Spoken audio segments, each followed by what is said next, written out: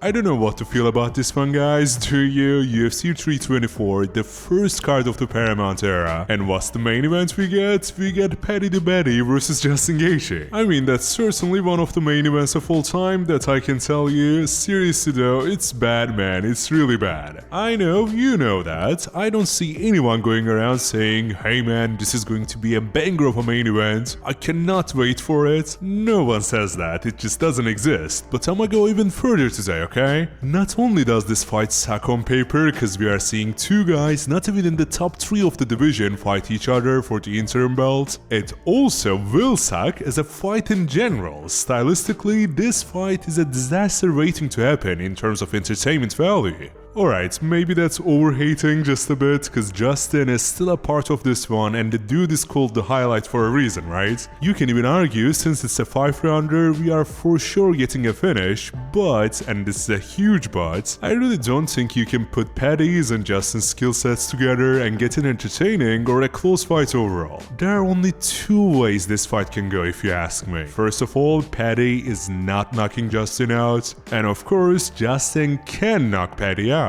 Still though, this being a title fight and Justin simply refusing to wrestle or even defend himself properly on the ground, if you factor that in, I think Paddy is going to play it safe, feel Justin out, get into an insane scramble, or just get a nice takedown at some point and eventually submit Justin. I absolutely hate the sound of that. I don't know, man, either way, this just doesn't sound like a banger fight to me, and maybe, just maybe, that's mainly because we are getting a number 4 ranked dude fighting a number 5 ranked one for the best belt in the entire UFC. And you know that's fake, right? If this fight wasn't set to happen, I don't even think Paddy would be in the top 10, like the last guy he beat was Michael Chandler, who is all the way down at number 12. Setting that aside, Justin is a top 5 guy though, I cannot hate on that. At the end of the day, I wanna ask you, just how low our standards have to be in the sport to accept this as an interim title fight? Like, what are we doing? If I'm being honest, the thing that bugs me the most is although Paddy is a star, he's not Conor, he's not Topuria, he's not Makachev. Like, once again, the best win he has is against Michael Chandler. I think we should keep that in mind, no? So yeah man, I can't believe I'm saying this, cause as a long-time Justin Gaethje fan, it really hurts me to say, but regardless of whoever wins the belt, this will forever be a Mickey Mouse championship in my eyes. It will only ever be valid if whoever ends up winning also gets a win against Ilia Topuria, and that's a big ask, isn't it? Now that we complained about this horrendous matchmaking enough, let me tell you who I personally believe will win this. I promise you that I'm setting aside my bitterness for the UFC when I'm saying this. I think Justin will ruin their plans here. Cause think about it for a second, what is one thing that is severely lacking in Paddy's game? It's his striking defense, of course. The crazy lad has his chin all the way up in the air all the time, and he has been cracked,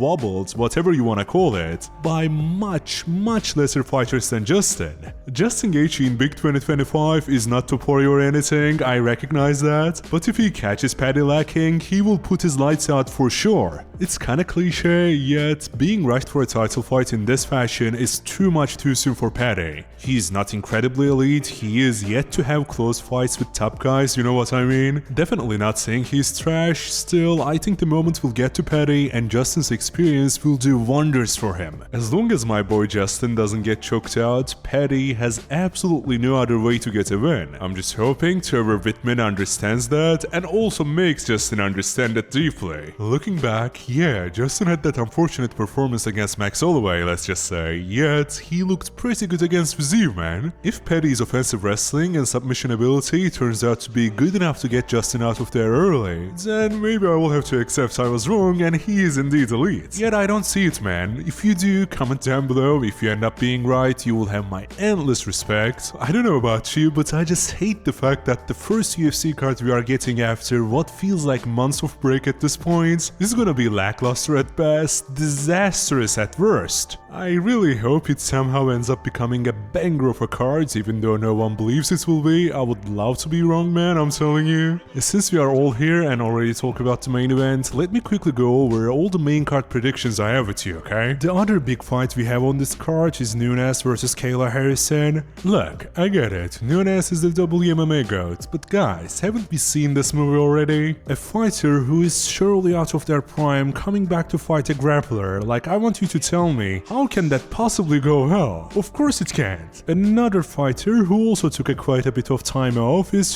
Sean O'Malley, and he's fighting Song Yadong in this card. Let me tell you, that sounds like it will be at least somewhat enjoyable to watch. Hopefully it won't be a snooze fest of just point fighting on the feet, but regardless of how, could be with points, could be a KO, this is a do or die for Sean O'Malley. And if you ask me, I say he shows up and gets the win here cause he kinda has to. If you are being honest, he is the fighter with more pure skill. I guess after losing to Marab back to back, as I said, it's just going to be a matter of does he show up or not, and I'm saying he definitely will. Also guys, no, I'm just glossing over these and not going that deep, cause I don't feel like it, man, honestly. Maybe I'm just tripping, but for the life of me, I cannot get excited about this card. Like, look at this sport fight. I'm not a Derek Lewis hater, I love the guy, but what are we doing here? This is such an easy layup for Waldo at this day and age. I just don't see why we have to watch this in the main cards of the first UFC event in 2026. I guess Arnold Allen versus the dog John Silva is kind of interesting. We all know how amazing of a fighter John Silva is and how he looked really good at points in his fight against Diego Lopez, only to still get obliterated.